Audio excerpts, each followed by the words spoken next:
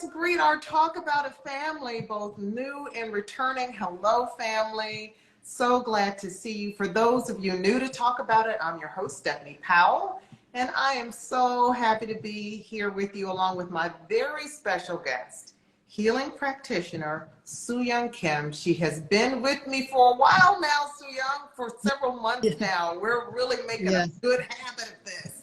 You've been with me for several months, and great news.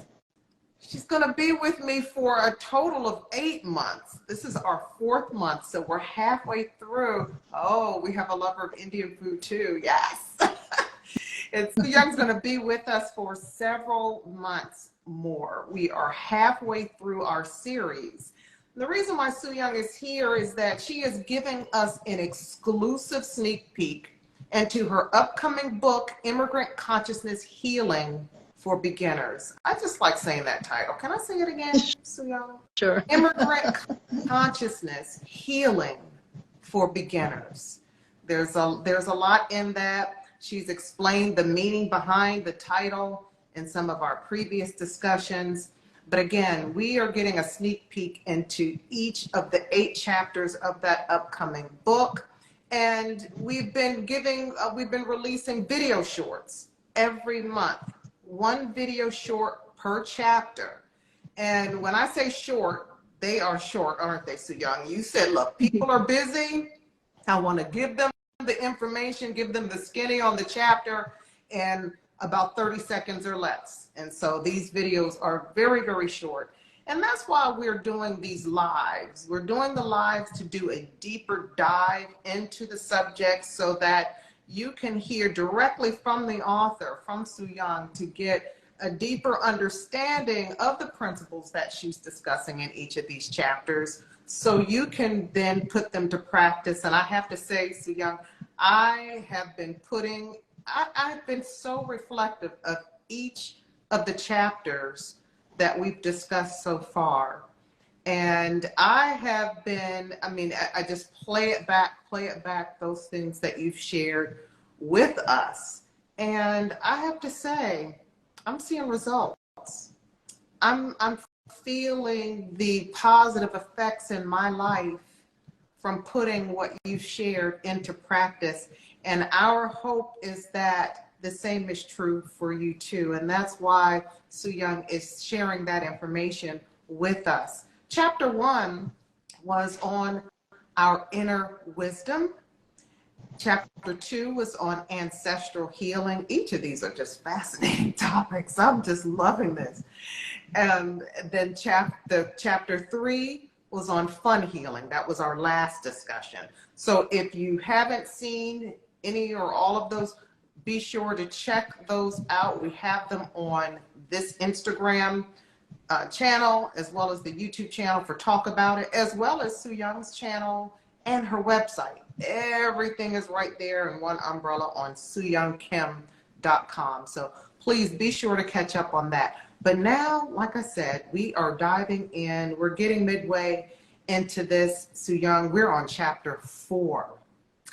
And our topic is healing our relationships. I mean, this one really had me thinking, and boy, oh boy, do I have some questions for you. But again, welcome. Thank you so much for being here. Thank you so much for having me. Absolutely. The healthy relationships, Sooyong, it's such a rich topic. It's so rich. And I want to make sure that we have a real firm understanding and application of that, because it can really be transformative.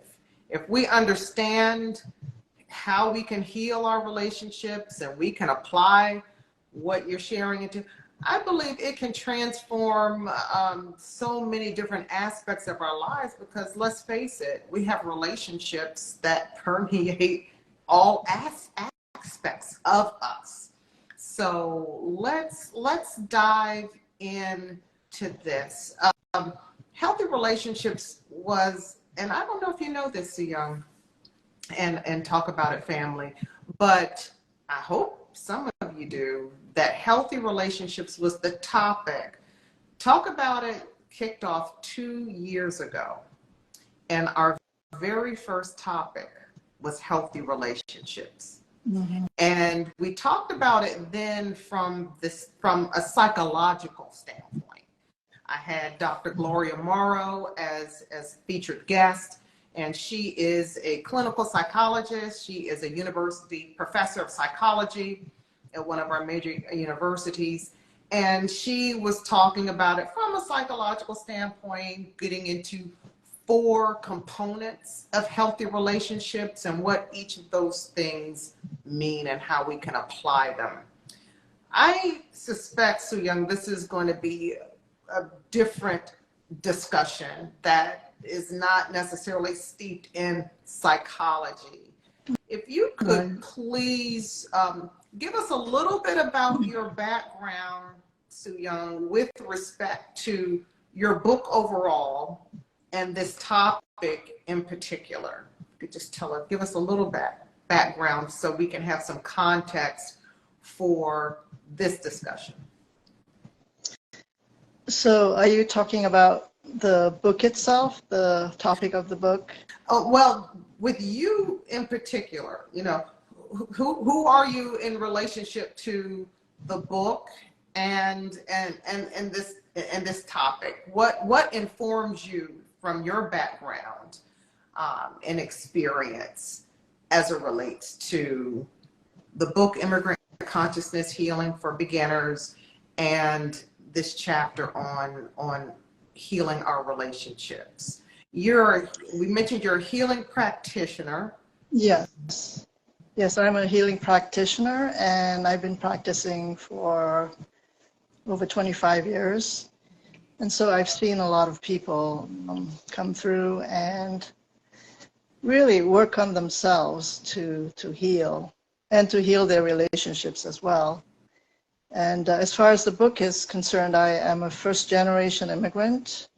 I came to the United States at the age of 12. And I was actually born in Seoul, South Korea, but we moved to Malaysia when I was 7, and then we moved to the US when I was 12.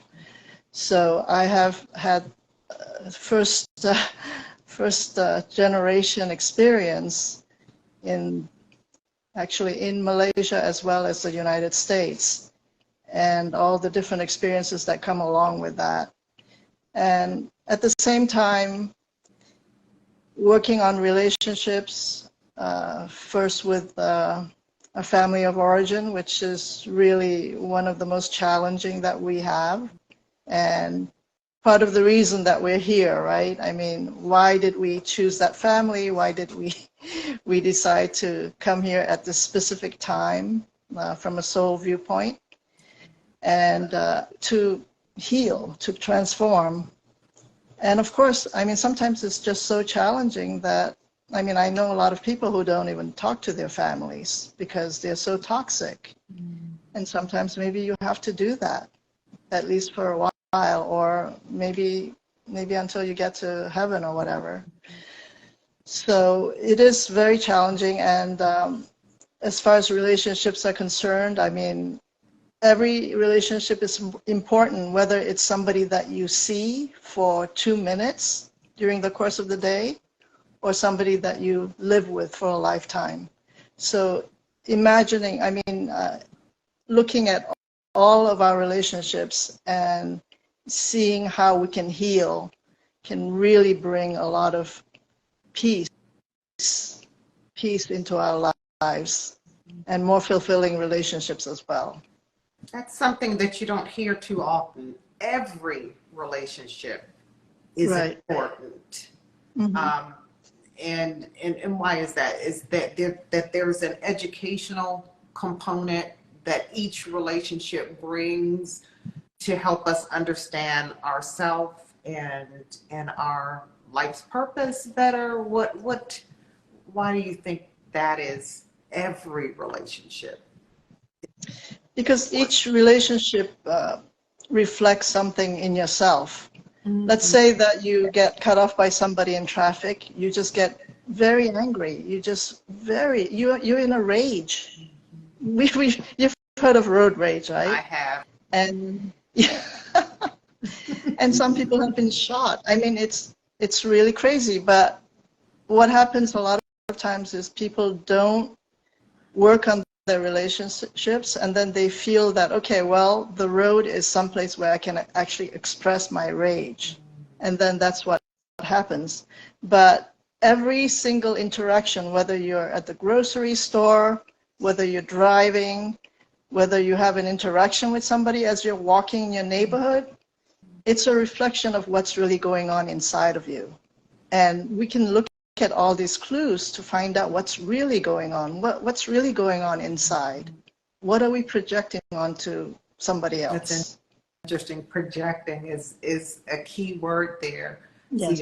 So often when we're in an instance like road rage, it's we don't look within. Oftentimes we're saying, what's wrong with that other person? Right. That created this rage in me. It's the other person, but you're saying we're really projecting onto that other person what's really inside of us. Like, you know, why was that triggering for me? What did that really communicate to me, and what's really going on in the inside of me, and what needs to be healed?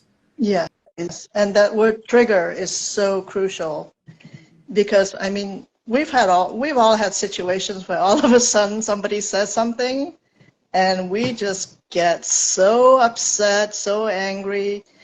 We might start yelling and screaming, you know, we fly off the handle. But why? I mean, when somebody else hears it, it wasn't something horrible. It was something innocuous. And the other person didn't really mean it that way that you're taking it. But for some reason, maybe you remember something that happened before, maybe when you were a child. It reminds you of somebody that you had a bad relationship with, or maybe you broke up with somebody and that person acted in the same way that the person used to act when you were together. It could be anything, but you really, I mean, these are all clues to figuring out what's really going on with you. Sooyong, that is so poignant, and it's so very true. At least it's true. I have found that to be true. And when I have those moments in which I've been triggered and I react a certain way, I mean, sometimes I surprise myself, like, whoa, what was that about? You know, and I pause and I seriously ask myself, what was that about? But not looking at the other person, truly looking at myself, saying, why did you react that way? And not asking in a judgmental way, right? But asking in a really open and loving and caring way, like, Stephanie, what was that really about? And I believe when we ask our higher self that question, we do get the answers. I mean, when we really open up our hearts to receiving the answer comes, like you said, it really wasn't about that. That reminded you of such and such. Right. It really does help to understand what your triggers are, so you can be about the healing of those things that need to be healed within. You also mentioned that family of origin is the most challenging relationship. Why do you think that is? For some reason, it seems to me that when we decide on a certain family, we say, okay, well, I want to heal a lot of stuff in this lifetime. We end up, I feel like that happens a lot because we don't realize how difficult it is here. So when we're making that choice, we're like, no problem. I can just heal this, and I can heal that and that and that and that.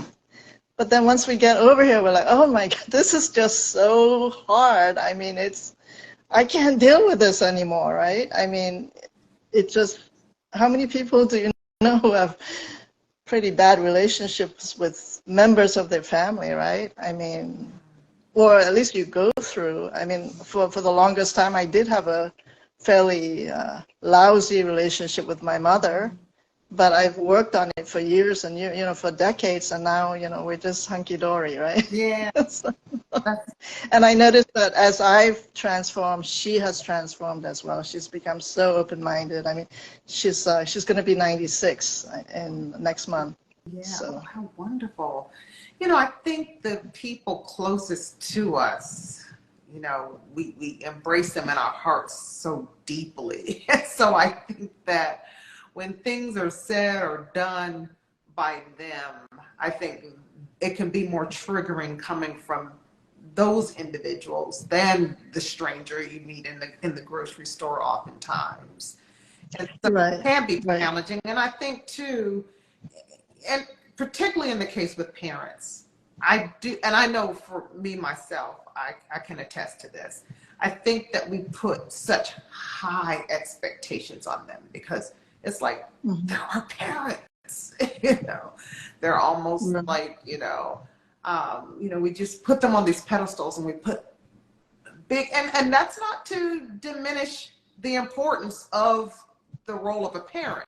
I mean, it's an important role, but I think we really kind of magnify that and almost make them superhuman in our minds. And I think once we develop maturity and we realize our parents are human and they make Yeah. mistakes just like anyone else. Yeah, I think that can be, a real point of reckoning. And I think that can be really hard for some people to kind of embrace. But I think too, Yeah. on the flip side, I think some parents look at their children like, hey, not that I own you, but, I have a certain level of dominion and authority over you. So, Right. kind of anything And goes, people. and you're supposed to Yeah. just ride with it, So yeah, I think there are several things that makes those relationships, a challenging. And I think too, in the case, Sooyong, in your case, and other immigrants, when you do have that transition of being born in a certain country and then migrating and spending the majority of your life in another country, and kind of having that transition, and then you have the norms that came with one experience and then adapting, I can imagine that brings its own set of challenges too in those Yeah. relationships Yes, for with sure. family. Yeah. Especially when you look different, right? Yes. That's Yeah, something that you can't hide. absolutely. So, I mean, what do you think, and I think you got to this in terms of the most fundamental purpose of relationships? Would you say that the most fundamental purpose of relationships is to help us better understand ourselves, or is there more to that? What is the most fundamental purpose in your mind of relationships? I believe that in healing and transforming our relationships, we experience unconditional love. And that's part of the reason that we're here, to experience unconditional love, where you're not judged, you're not looked down upon, or you're just loved just because you're you, and you're totally accepted for who you are. And I think a lot of people find that difficult to experience, or they don't experience that because, for instance, I remember, Stephanie, you said your parents were pushing you kind of when you were younger to do well and perform and all that. Mm-hmm. So, I mean, I didn't actually have that, but it was kind of understood. It was kind of in the background. So, and a lot of people in my family had gone to the top school, so kind of it was understood that you were supposed to Oh, perform, yes. right? And especially with immigrants. So when you have that pressure going on, you feel like you can't really fail, because if you do, then you're not going to be loved, right? I mean, people are going to be looking down on you and all that kind of stuff. So you're not really loved unconditionally, no matter what happens. And that feeling of love is something that we've come here to experience. And so how would you define a healthy relationship? what are the key components of a healthy relationship? Well, a healthy relationship is one where the two people they're not needy, so it's not like they really need each other, but they choose to be with each other. And each person has his or her or their own lives and own interests and own friends and so forth. But they come together, when they come together, they really appreciate each other, they enjoy each other, and there's a lot less of the projecting going on. Of course, we're always projecting, but a lot less of that because we're working on each other, and none of the kind of the power struggles that go on either, because that's a really, really big part of relationships, where one person kind of is in control. For eons, women didn't really have much power because the man was the one who went out and made the money, right? And we all know that whoever makes money has power, right? Mm-hmm. So now things are changing where women are more equal, and the relationships are getting healthier because it's more of a give and take, instead of one person being very powerful and strong and the other person being very passive and needy. So I think we've had that for hundreds of years, thousands of years. But now... Oh, I'm sorry. Sorry, go ahead. Yes, and it's so funny. I had a question, and we'll talk a little bit later about that power dynamic, because as I was turning this topic over in my head for the past few weeks, certainly power is an issue that came up. But one of our viewers has asked about communication, or made a statement about communication being a big factor Yes. for this individual. What do you think about the communication piece? Yeah, communication is key, because basically, I know people, I've done it myself, where you get angry at somebody and then you give them the silent treatment, right? Yeah. What is that? That just makes everything worse. Yes. And the longer it goes, then the worse it gets. But immediately, if something is wrong, or if you feel like there's something going on, then open up a channel for communication. Maybe you need to apologize. There are people who don't like to apologize. I used to be one of those people. It's like, no, I was right. You were wrong. I was the Yeah. Well, I make my admissions in our discussions. I'm transparent here. I'm thinking of a relationship in particular here. Mm-hmm. Been challenged with it for, most of my life. I'll say, well, at least half. And I have, in speaking of the communication piece, I have tried, because like you said, when so much time passes and you just get comfortable with the relationship as it's existed for so long, it's like, we hardly talk, or we hardly interact. But, in my heart, I feel like the relationship deserves more.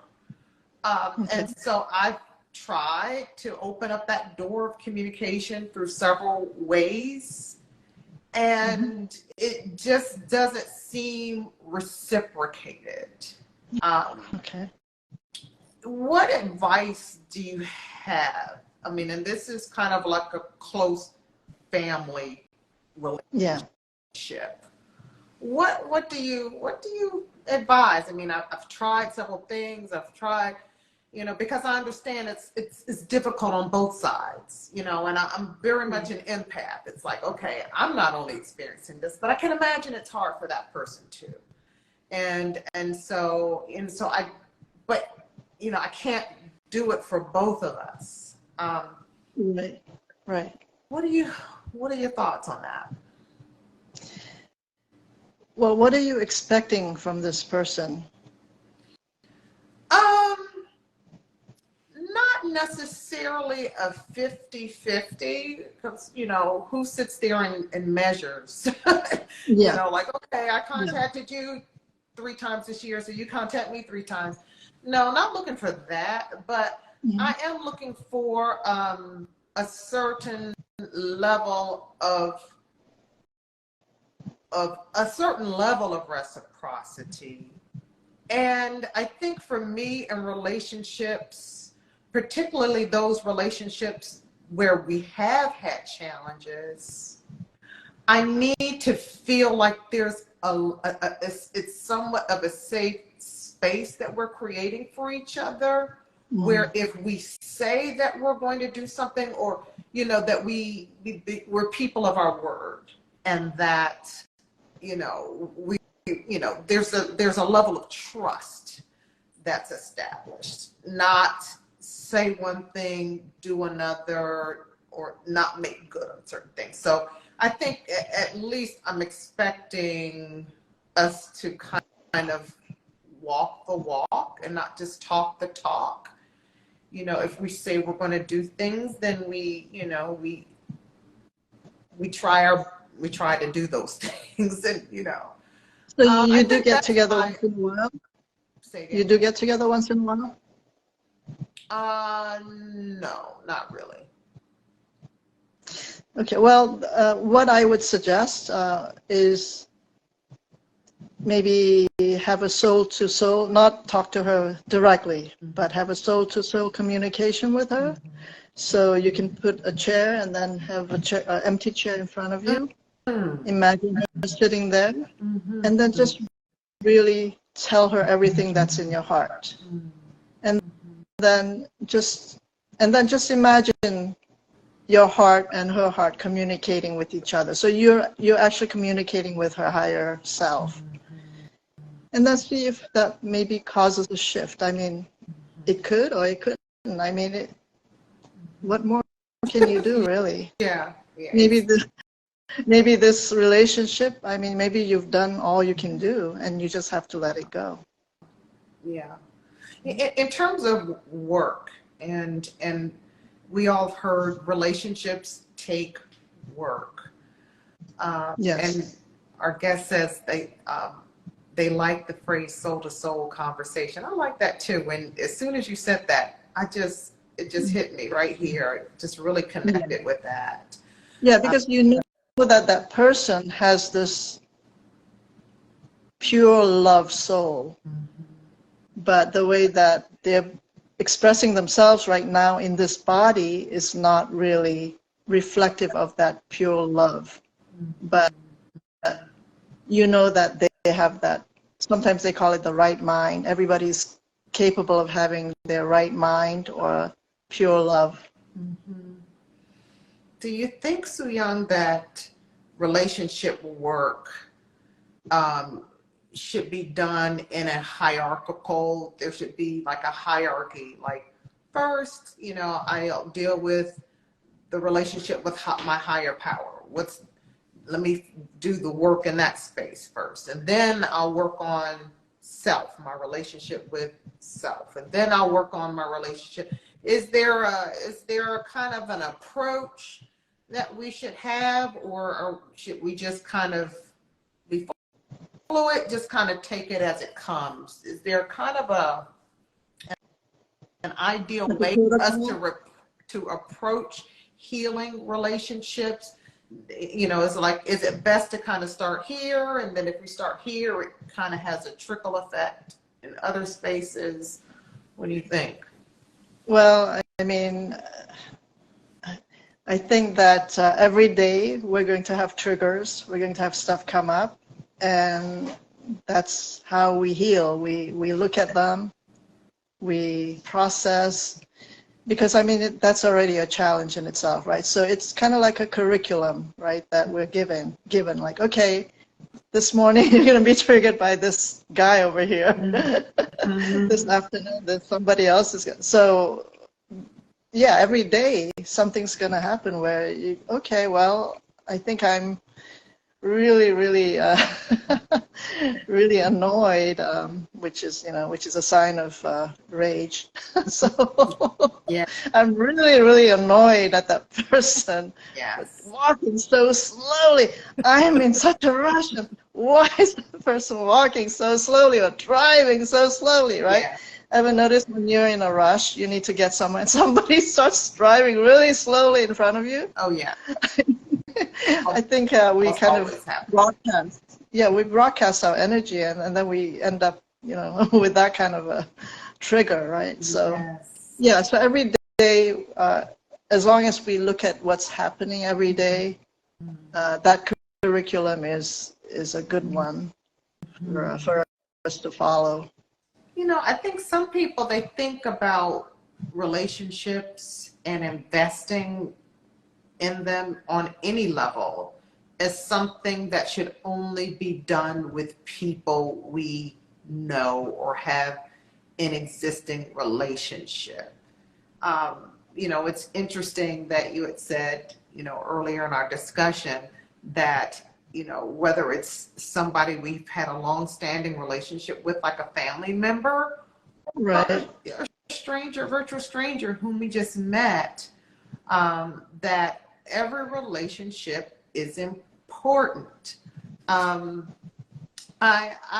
tend to agree. I often hear my husband Art speak to, we're all souls Yes. here, having a human experience together. We're souls. And how can you not see a person and understand and have the deepest respect for that? I think people kind of marvel at sometimes the responses he and I get from people who are, technically strangers. And it's like, wow, you got this real act of kindness from this person. But I don't know. I just think on a level when you just truly do appreciate just another soul, and they're not, and you do take each relationship to heart, that you really see and get the value out of that. Yeah. Yeah. I actually, a couple of weeks ago, I went to a shiatsu camp up in the Poconos, and there were about 20 people there. And of course, there was one person who triggered me immediately as soon as I got there. Oh my God. And I mean, it's just a heavenly place. It's this cabin in the middle of the woods with this beautiful lake. And I've been there a couple of times before, and everybody's so great and just wonderful. And I had to really look at myself. I'm just thinking, what am I projecting onto this person? Luckily, I caught myself. I'm just like, okay, I know that she's not, I mean, there's nothing wrong with her. It's just that I'm projecting something onto her. So I really try to step back and not be all judgy, right? I just, okay, I really examine myself. And ultimately, I mean, I heard her say something at one point saying she was a loner, and then I didn't see her for a while, and she didn't really like being around a lot of people or something like that. I thought, well, maybe that's what I was picking up on. Who knows, right? So eventually we chatted for a bit, and then I actually even gave her a couple of compliments that were, since, I mean, it wasn't like a fake thing, like, oh, I love your dress, that kind of thing, but I just, something that really, I mean, she was in charge of dinner one night, and it was really good. I really enjoyed it. I said, great dinner. Something like that, right? Yeah. I mean, something very simple. Simple. But, yeah. Yeah. And then at the very end, at the very last brunch, the two of us were having a conversation together. Yes. out in nature by the lake. I mean, it was interesting. It was very interesting, that whole thing. What do you think the lesson was there for you in that experience? I mean, I think in the past, I would have just said, okay, I'm not going to interact with that person anymore because I don't like the way she does whatever. I don't like the way she's behaving. But in this instance, I was able to talk to her and just have a nice conversation with her and just be okay. And then that's one less thing that you have to work on later, Right. right? Yes. Because, and that's a good point, because it does seem to come up if you haven't learned Yeah. that lesson, and it will Yeah. come up Yeah. with someone else. Yeah, if it's not resolved with that person, yeah, it's going to come up with somebody else, something similar. Yes. It's going to come up again. Yes. Yes. Yes. One of our viewers said they believe in that a person or people come into our lives for a reason and a season. Sometimes the season ends, and certain people may not be in your life on a regular basis anymore. And I think it speaks to what you're saying. You know, it's like people come into our lives for a certain lesson, and you know, Right. maybe the lesson Right. for us or that other person even. Mm-hmm. And then once that has been resolved, as you said, then the season's ended and on to the next relationship. Yeah, and then you can have more fun times, right? Instead of Yeah. having to deal with all the stuff, because you've already worked through a lot of the stuff. So Yes. it's more fun then. A lot of what you've said, Sooyong, kind of ties around reaction. You know, we're in the car, someone experiences road, or we might be that person experiencing road rage, or we didn't like what someone said, and Yeah. it triggers us, and we have a reaction, and we have an opportunity in those moments to engage in some self-reflection to see, okay, what's going on inside of us? What is this really about? And change our perception and our perspective on that person or situation, and Right. and heal that. So those are reactive, but are there some things that we need to be doing on a proactive, in a proactive way to help heal relationships? Yeah, I mean, if you know that there's certain people who trigger you, like you mentioned this person, Mm-hmm. then I think it helps to, I mean, sometimes some people call it paving the way or whatever, and just maybe even just visualizing an interaction with that person ahead of time where everything goes well. So I think that helps a lot to kind of smooth over what could potentially be a tough situation.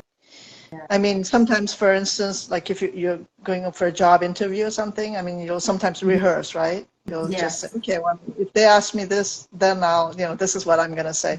So it's kind of similar to that, except it's about relationships with certain people. Or you know that you're prone to road rage, so you're like, okay, well, if somebody cuts me off, then I'll have some, I'll do some deep breathing, or, you have some tools in your toolbox that you can use, or just kind of listen to some music or something, or just find a way to divert yourself from that horrible thing that's happening. Yes. Divert is an interesting word there. Some people may think or view that as sweeping something under the rug and avoiding a situation that really we need to face. Sometimes and I'll use myself again as an example.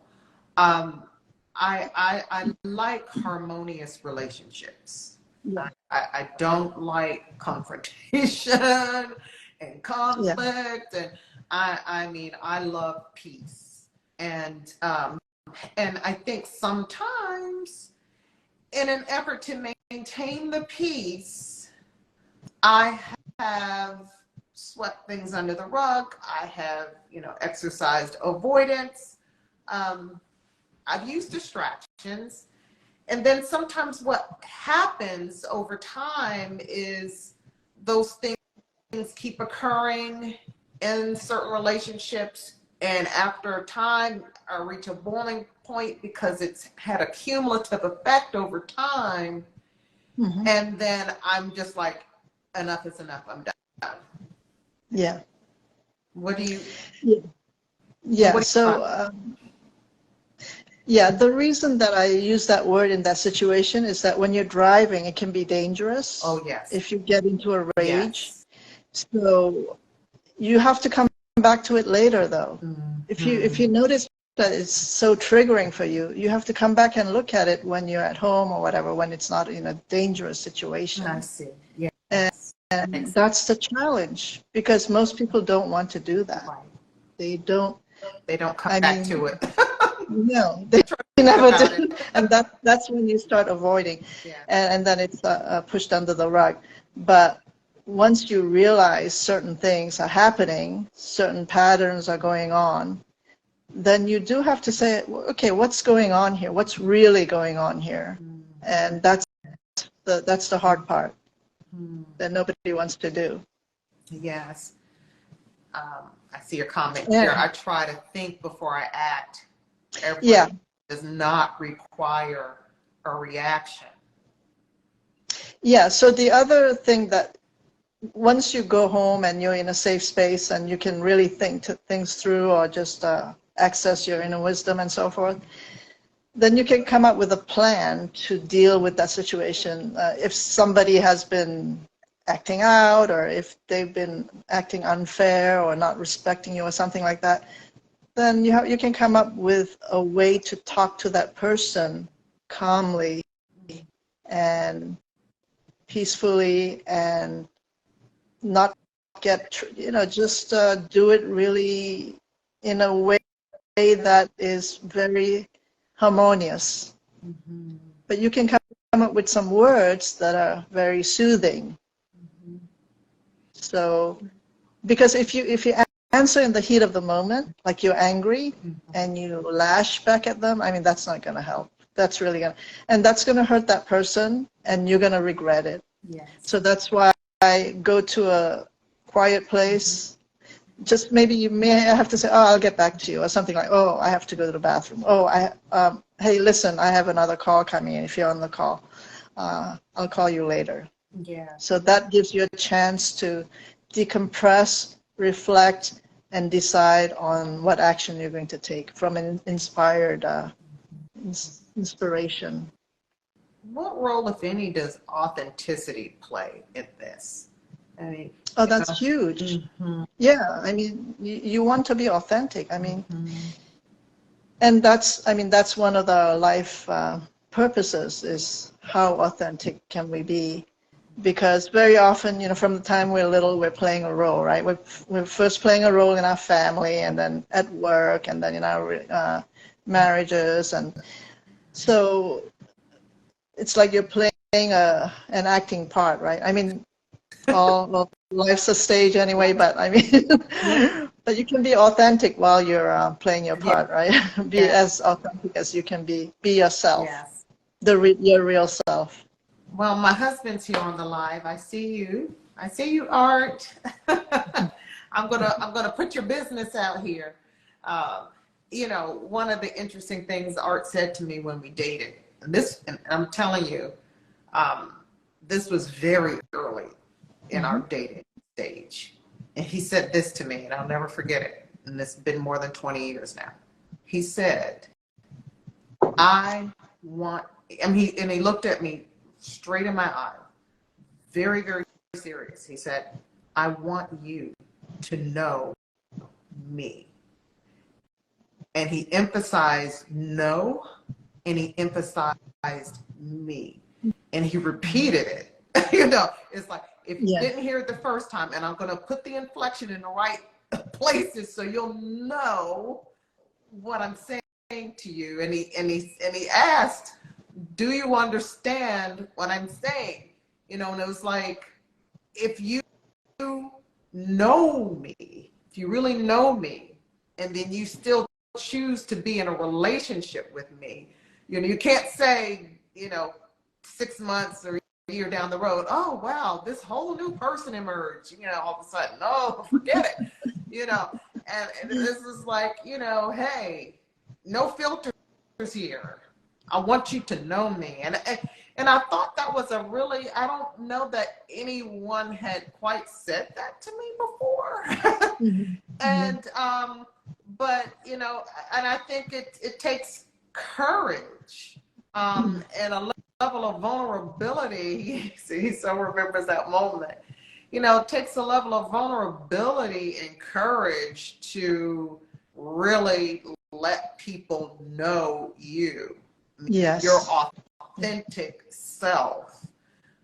You know, what are the things that we need to employ, Sooyong, you know, on our part to ensure as individuals that we're doing what we can to help promote healthy relationships? I'm not sure I understand your question.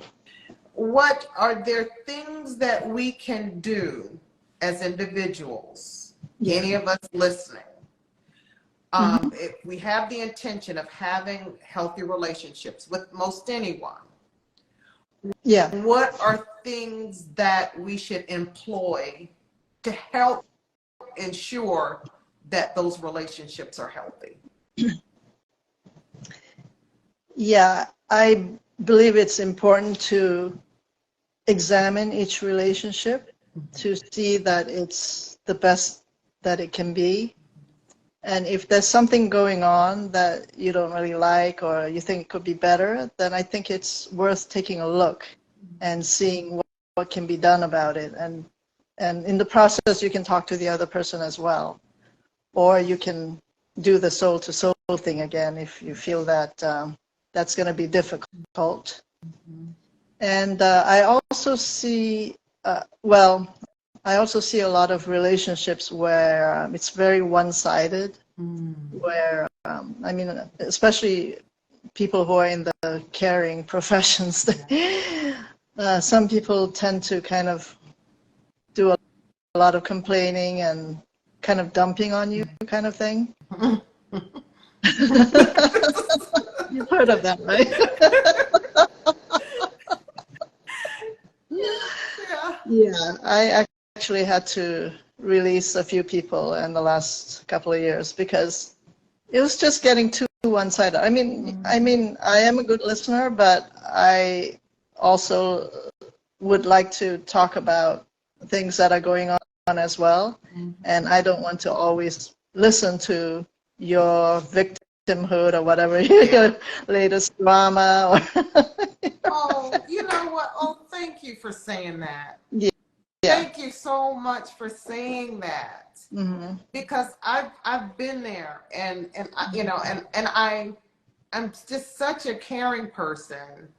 You know, my mom used to say, "Boy, if you could just you would save the world if you could." You know, you just you know, you just want to be there to help everybody.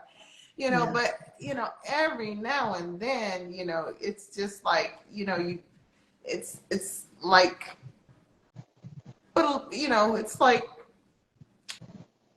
be there for me sometime. You know, it's so funny because it's like that one time that you decide, okay, I'm gonna be on, I'm gonna be the receiver. You know, suddenly it's like, oh, change subject. I think sometimes people are just so used to your being the strong one or the Yeah. compassionate Yeah. one. And it's just like, you know, and these are the, I guess maybe in their mind, the parameters with which this relationship exists. You know, I'm not necessarily there if you know, need to talk about something, you know. This is Yeah. about me. What I need. Yeah, there's got to be a balance, right? I mean, there's the give and take, and kind of you want to listen to each other. But somebody who's constantly complaining, obviously there's something going on there, right? And they're constantly the victim, and they're constantly in a lot of drama. Then you know there's something going on there, and maybe that's not a good match for you. Yeah, I It's think hard. sometimes people are addicted to the drama, Sooyong. You know, Oh, we I all are. yeah, We all are.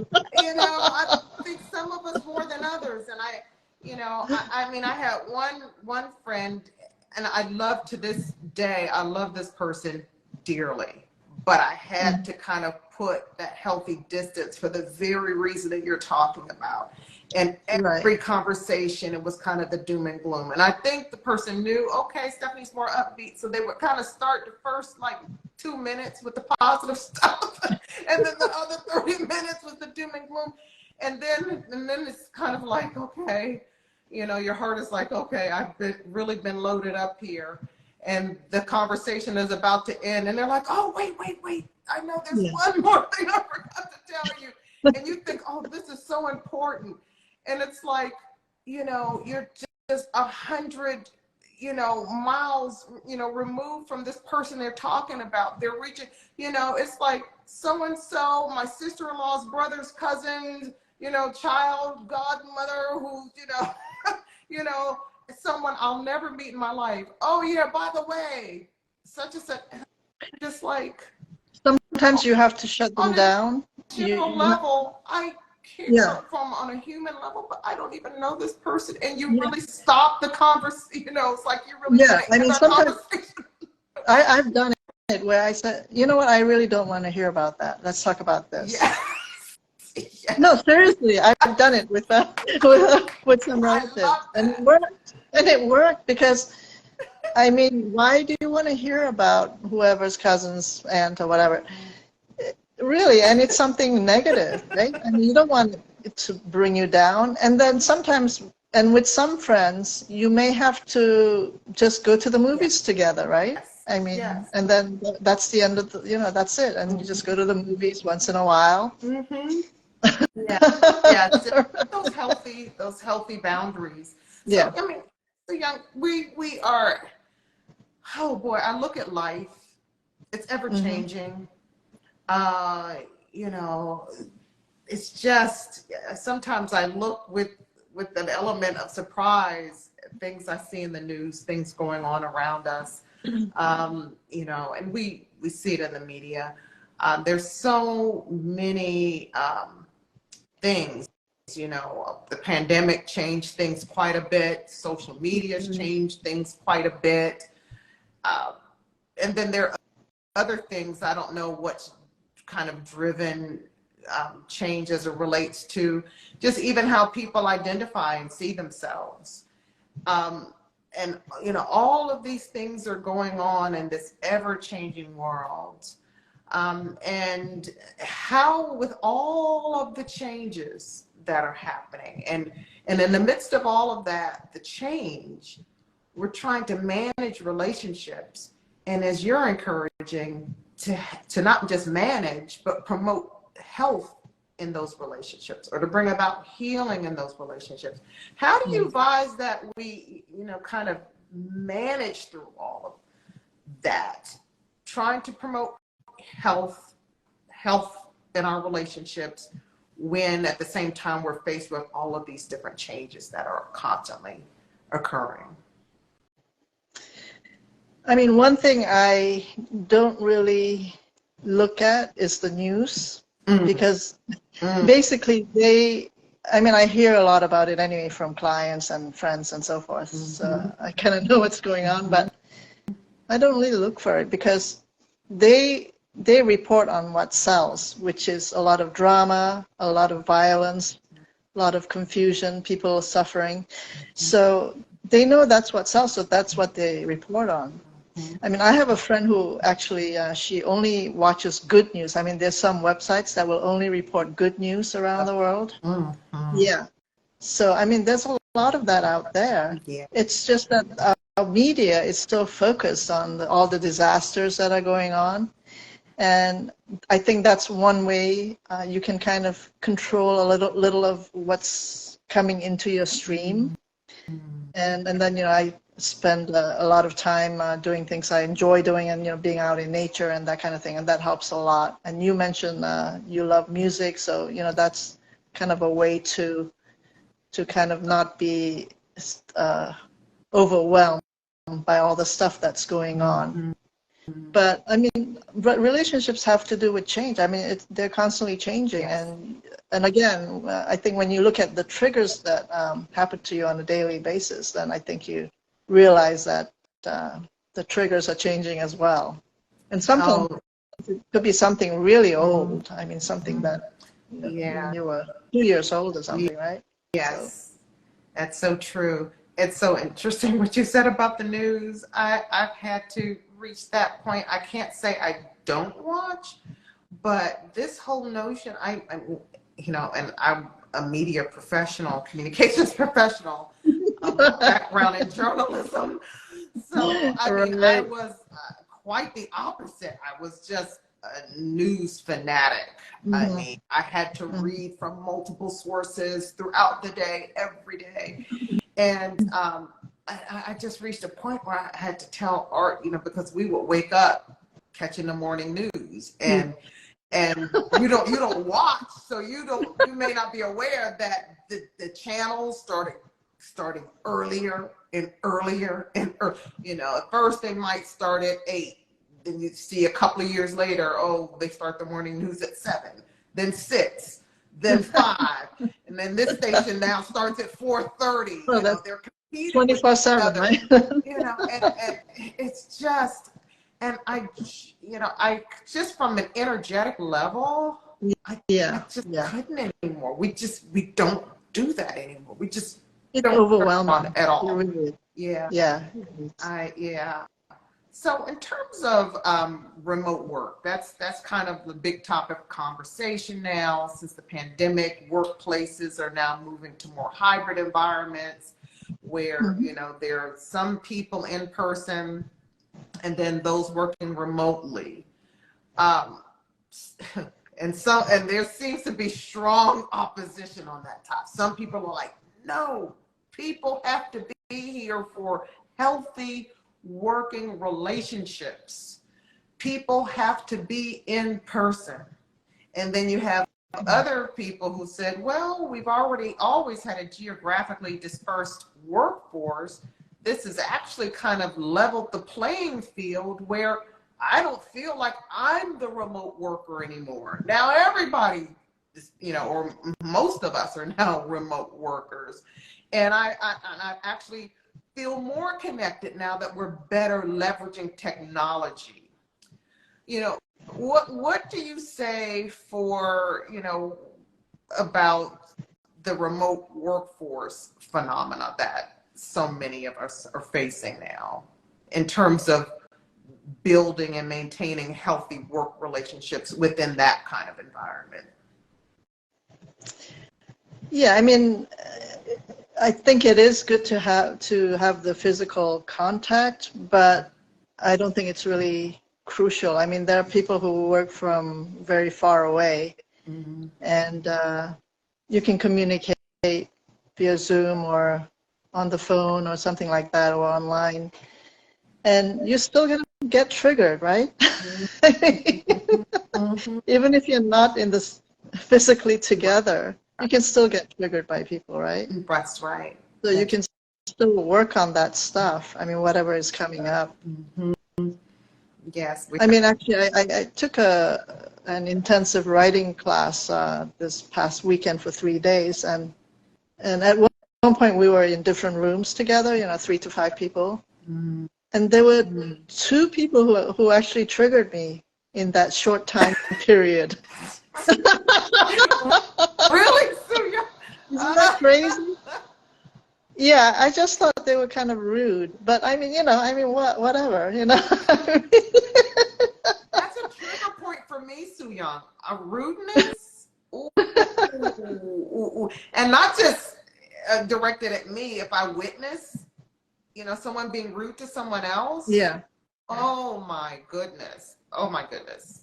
That's a trigger for me. I just. Yeah, but I had to kind of let that slide because I was like, well, I'm sure they didn't mean it towards me. I mean, I think one of them did, but whatever. Right. Yeah, but I mean, definitely, even with the remote environment, there's going to be a lot of that stuff going on, and then so you can continue to work on your relationships that way. I mean, I've heard that if you don't go into the office, you're going to be less visible. And they say that more women don't go into the office, so they're going to be less likely to be promoted. You've heard that before. So that's definitely something to think about. Yes, yes. to consider. This person said they've been working remotely for 3 years and they have daily check-in meetings. And, it's just, and this individual said, and that's enough for me. Yeah, Right. just do the daily check-in and just keep it moving. You know, and that's nice. You just have that touch base. Yeah. And Yeah. you keep, and you move on as a professional. I think that's great. Sooyong, I can't believe we are already at an hour. Yeah. I want to have, can we have a part 2 on the healthy relationships? Sure. I think there's so much more that I want us to talk about with regard to this. And it won't probably be an hour, even if it's just a 30-minute. Sure, yeah. 30 minutes would be good. Just a little Yeah. 30-minute, follow up on this, because it's just such a fascinating topic. And I think it's just fundamental to our existence here and what we're here to achieve. So very important. So I'm not going to keep people much longer. Oh, thank you so much. You said the topic was awesome. Thank you so much for tuning in, everyone. We're going to do a part 2. Check us out on Sooyong and I are going to settle on a date and time. Well, we do these lives on Tuesdays, so we'll probably stay on our Tuesday pattern. So we'll do it on a Tuesday, but check us out on Talk About It and on Sooyong's platforms for the date and time. We'll be back. We'll be picking up this topic and then moving on to chapter 5, which is on creativity is crucial. And you're talking to a creative, Sooyong. So yeah, we've got to really get into that topic. So everyone, thank you so much for tuning in. Sooyong, thank you for being wonderful so much as usual. And talk with you soon. Bye, everyone. Okay. Take care. Bye. Bye. Thank you. Thank you for watching, and be sure to subscribe to our Talk About It YouTube channel and turn on notifications. Also, check us out on our social media. Hope to see you next time.